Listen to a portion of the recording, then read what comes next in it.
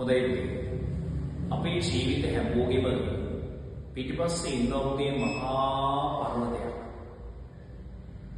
ඒ පර්වතයේ අපේ සෙවණැල්ල වගේ පුදුමාකාර විදියට අපේ ජීවිතේ ගොඩනගන්න පුදුමාකාර දුකක් විඳපු චරිතයක් ඉන්නවනම් ඒ අම්මා විතරයි.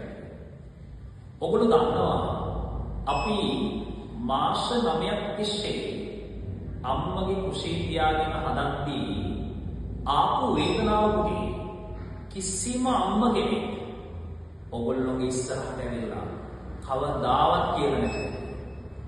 හැබැයි ඔයා බිම වැටිච්ච මොහොතකදී ඔයා දුවලා ගිහිල්ලා අම්මේ මට මෙච්චර රිදුණා කියලා කියනවා. හැබැයි ඒ ආදරණීය උතුම් අම්මා ඔයාට කවදාවත් කියලා නැහැ පුතේ.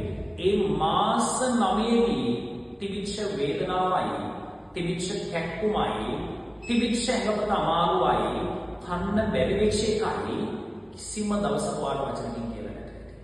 හැබැයි ඒ අම්මම තමයි පුතේ අද අපි මේ දින තත්වෙට හදලා ලොකු මහත් කරලා තියෙන්නේ. ඒ අම්මට කරන්න පුළුවන් උපරිම කැපකිරීමෙන් පුතේ කරන්න පුළුවන් සැලකිල්ල දිය යුත්තේ පුතේ ඒ අම්මා අපි අතර ඉන්නකොටම තමයි පුතේ. ඒ නිසා මගේ ආදරණීය පුතේ අම්මා ජීවතුන් අතර ඉන්නකම් තමුන්ගේ පණ වගේ බලා ගන්න ඕනේ.